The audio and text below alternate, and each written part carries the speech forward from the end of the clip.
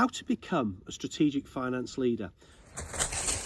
We only will have the opportunity to be strategic if there's 4 steps that we can think about. First of all, even if we're not physically selling, we're still selling ideas. It's not necessarily a sequential set of steps. These are 4 things that we need to get on with it. It's action. My name's Rob Evans, and I hope you find this content both enjoyable and of great value. My background, I'm a qualified chartered accountant. I was a CFO for a $6.5 billion listed group operating across over 70 countries, but I've also been engaged in CFO roles and non-finance roles across much more modest organisations as well. The word strategic is connected with the advancement of long-term aims and interests. The challenge for us in finance is that so much of our activity is related to the short-term delivery of information, short-term delivery of results, and almost inevitably with not enough resource to get done what we need to get done. Our role in finance is not straightforward.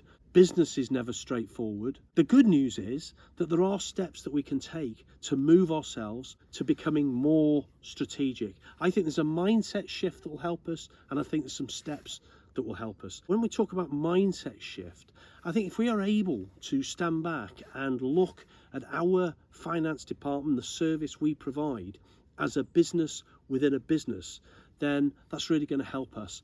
In the end, we as a finance leader are providing a service both internally and externally. We have customers, we have external customers and we have internal customers. Our internal customers will be our CEO, the board, our colleagues in other departments, and they'll also be, we provide a service, a leadership service to the individuals in our team. We have multiple customers, and the more that we can stand back and identify our customers and think about how we delight our customers, the more likely we are to be delivering a strategic product, service, solution experience for anybody who engages with us as a finance leader. And I think there's 4 steps that we can think about. First of all, we've got to think about how do we create the platform to be strategic.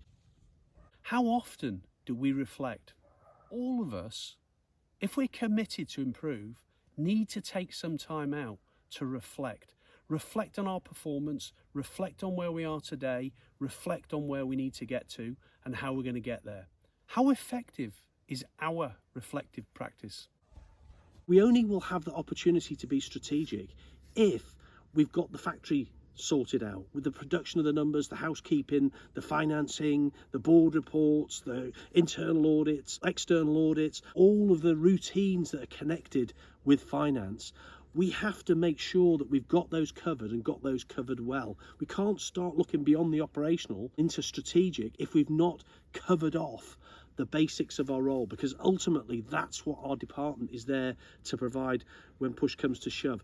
The strategic element is the value add. The strategic element is the extra. We only have the platform to be able to deliver strategic services once we've covered the operational basics that are required of us as a finance leader. And we have only also have the platform to be able to be more strategic, become a strategic finance leader, if we provide ourselves with the time to be able to do that. And that means, of course, one is finding a way to extricate us from anything that unnecessarily burdens our time, perhaps meetings that we don't necessarily need to be involved in, areas where perhaps what we're doing is overcomplicated, or we're involved in, producing or delivering, shaping reports that, are never ultimately used, or not much of the reports is used. So we need to figure out all of those areas where we can free up time, free up bandwidth. Part of it also is training our people. So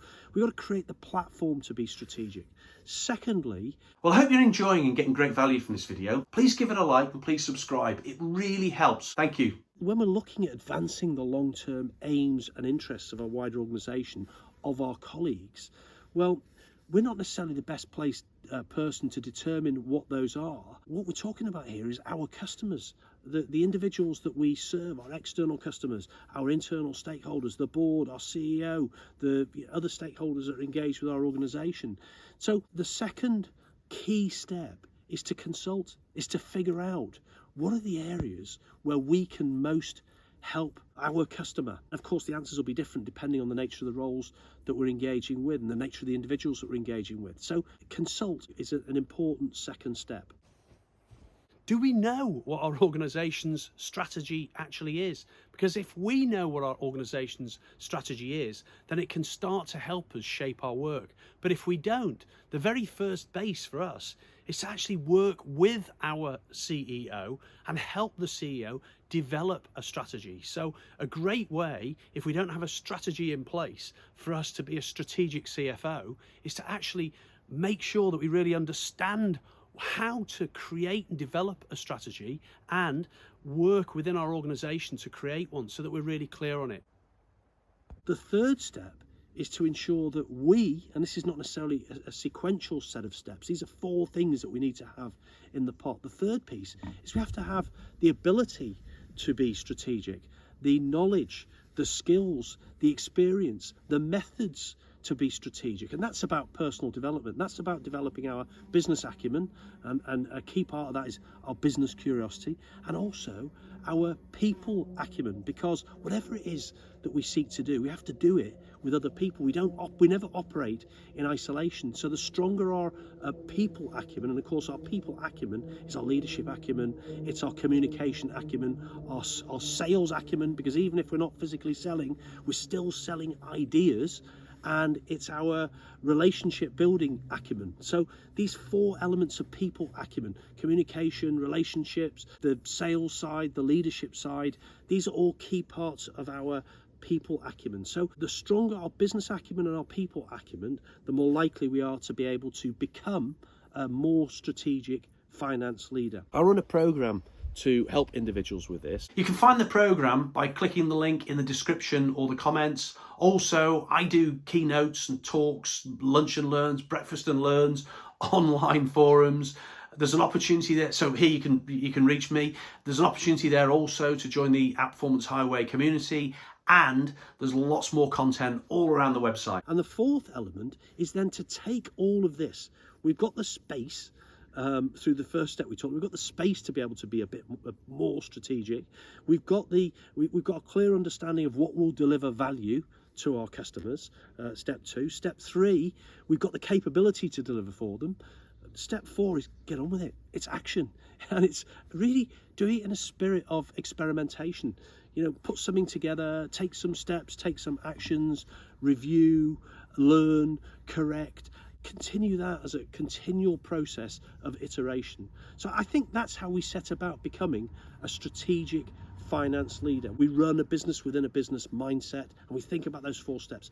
How do we free up the capacity, our ability, the time, our bandwidth to be able to be strategic? How do we know what our customers need from us? Step 2. Step 3, ensuring that we've got the right capabilities to be strategic, the business acumen, the people acumen. And step 4 is this spirit of experimentation. Well, I hope you enjoyed that and got great value from it. Please don't forget to check out the link. Also, please give it a like and please do subscribe. As I said, it really does help. I'll see you in the next video.